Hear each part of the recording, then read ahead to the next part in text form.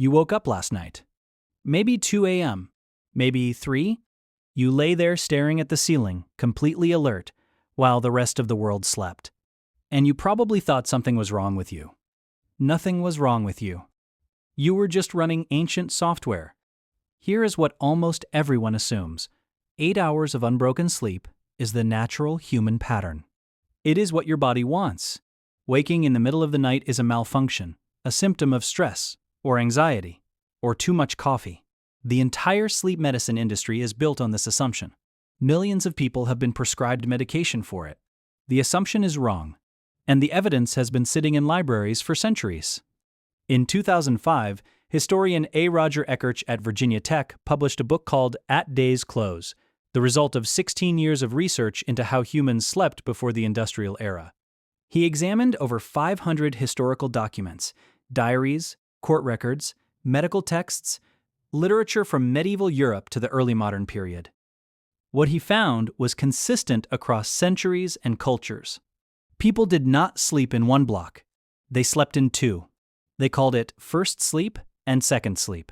First sleep began shortly after dark and lasted 3 to 4 hours. Then people woke. Naturally, calmly. For an hour or so, they were awake in the middle of the night, and they used this time deliberately. They talked. They prayed. They thought through problems. They had sex. Some got up and visited neighbors. Then they returned to sleep for a second block until dawn. This was not insomnia. It was the schedule.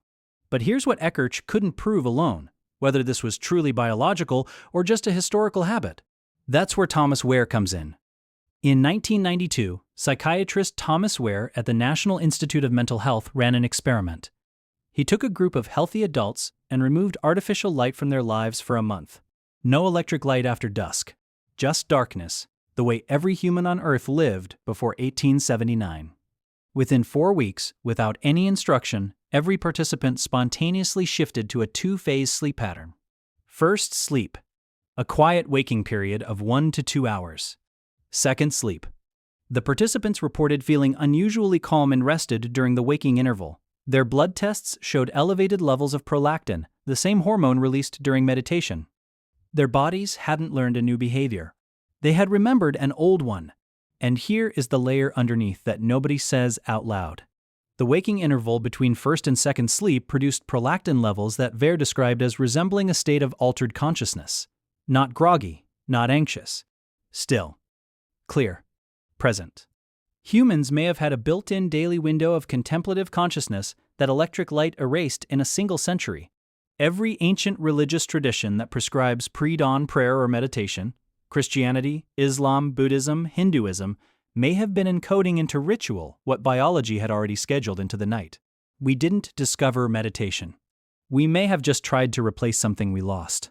So here is the question that 2 a.m. leaves you with. If your body still wakes in the night, calm, alert, not distressed, and if that waking is not a disorder, but a memory embedded in 300,000 years of human biology, then what were you supposed to be doing in that hour? What thoughts were meant to happen in that silence? And what did we lose when we decided that the only correct response to waking in the dark was to force ourselves back to sleep as quickly as possible?